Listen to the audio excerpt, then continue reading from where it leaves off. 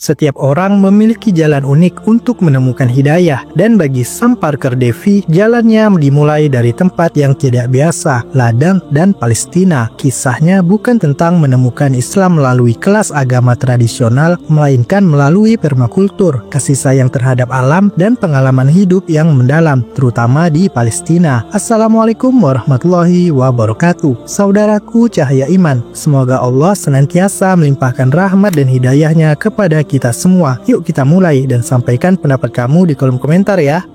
Perjalanan Sam Parker Davey menuju Islam dimulai dengan bimbingan seorang guru permakultur terkenal bernama Jeff Lawton. Jeff tidak hanya mengajarkan prinsip-prinsip keberlanjutan, tetapi juga menjadi mentor bagi Sam. Bimbingannya dalam pelajaran hidup, alam, dan moralitas. Sam mengakui bahwa ia belajar lebih banyak dari Jeff daripada orang lain, dan Jeff adalah salah satu alasan utamanya memeluk Islam. Learned more from Jeff than I've learned from any other person. He's been my greatest teacher and one of my best mentor. He's taught me more than another person, and he's a big part of my reason for reverting to Islam as well. MashaAllah. Pengenalan awal Sam terhadap Islam terjadi di sekolah menengah, di mana ia belajar tentang Islam melalui sudut pandang agama yang ramah lingkungan. So actually in high school I studied Islam. We studied Islam through the lens of it being an environmental religion.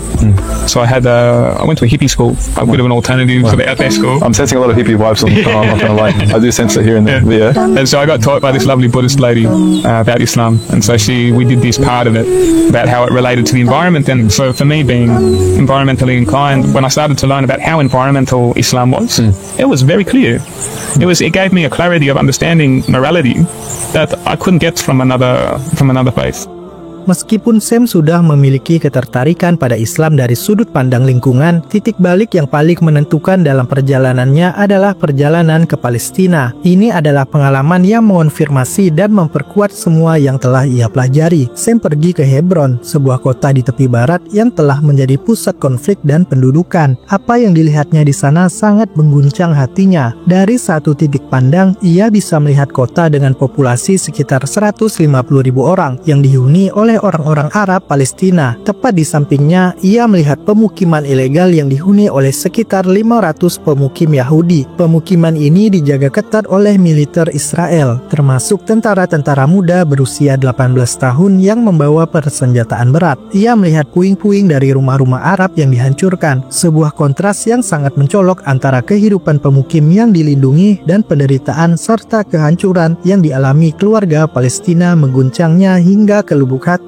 Namun di tengah semua kehancuran dan ketidakadilan itu, Sam menyaksikan sesuatu yang lebih kuat, kebaikan dan kedermawanan luar biasa dari penduduk setempat. Ia menceritakan pengalamannya ketika baru saja berjalan keluar area yang diduduki. Palestine was perhaps the most impactful country I've ever been to in my life. Wow. I went to Hebron, Khalil. Yeah. Man, that place shocked me to my core. Wow. I got to a vantage point. I could see over the wall. I could see the rubble of old Arab houses, town blocks that had been destroyed, and I could see like a city, 150,000 people, just next to like 500 settlers that was surrounded by militaries. And then I walk out onto the street, and these little 5-year-olds run up to me with no shoes on, offer me food straight away. First thing that happens, like these kids with no shoes, you know, they're obviously not got a lot of money, and the first thing they think to do to me, a Westerner walking out of an occupied area, first thing that happens is I get offered food, and that's got to say something. Yeah. So I think the kindness of the Palestinians, more than any other people I met, showed me truly what Islam was.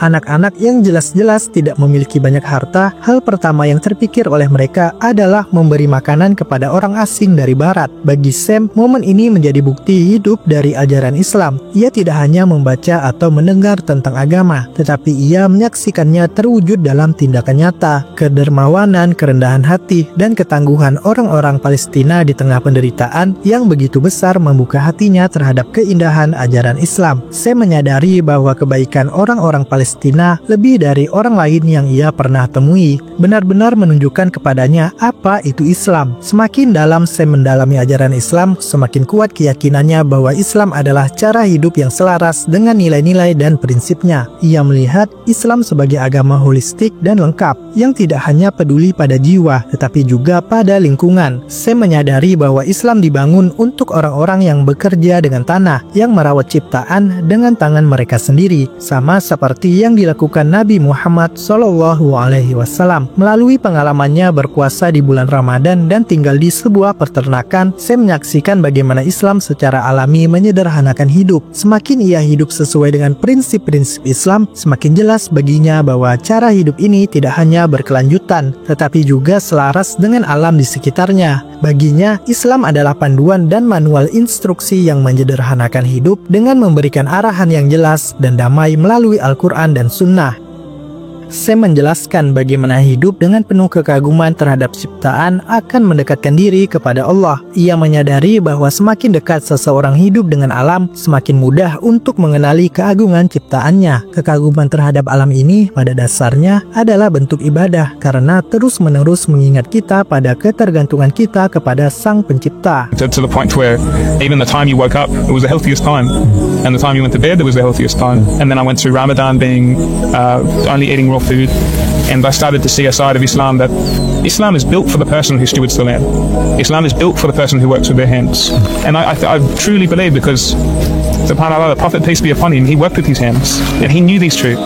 If we live a disconnected life, a life disconnected to creation, we work a 9-to-5 job, we sit in an office, we think about mundane things that we must do in order to survive, in order to put food on the table. We're not thinking about, wow, how did these tomatoes grow from that tomato plant and end up on my plate? Like I would if I picked a tomato from a plant, you know? That's not something that's easily thought about when you're just sitting at a table, when you're tired from work. And the closer and closer you live to nature, the more and more easy it is to be in absolute awe of the life that you live, of the world that we live in, to be in absolute connection with God, which is what awe is. If we're in awe of creation, how can we not be in awe of our Creator? How can we not be in love with God? Perjalanan Sam menginspirasinya untuk memikirkan warisan yang ingin ia tinggalkan. Dalam Islam, menanam benih bahkan di akhir zaman adalah tindakan iman dan harapan. Sam mengambil pelajaran ini ke dalam hati, mendedikasikan dirinya untuk kehidupan yang berkelanjutan dan berbasis komunitas seperti peternakan Zaituna. Peternakan ini bukan hanya tempat untuk menanam makanan, tetapi juga menjadi warisan bagi generasi mendatang. Sebuah sedekah jariyah, amal yang terus mengalir pahalanya, yang terus memberikan manfaat bagi orang lain bahkan setelah ia tiada. Kisah Sam Parker Davey mengingatkan kita bahwa iman bisa datang dari tempat-tempat yang paling tak terduga. Baginya itu adalah melalui tanah, tanaman, dan orang-orang yang ia temui di sepanjang jalan, terutama di Palestina. Perjalanannya mengajarkan kita bahwa Islam bukan hanya agama kata-kata, tetapi cara hidup yang membimbing kita untuk hidup damai dengan diri sendiri, orang lain, dan dunia sekitar. Sekian video hari ini. Jangan lupa like, sampaikan pendapat kamu di kolom komentar, subscribe channel Cahaya Iman untuk mendapatkan informasi seputar Islam dari seluruh dunia lainnya. Terima kasih sudah menonton. Wassalamualaikum warahmatullahi wabarakatuh.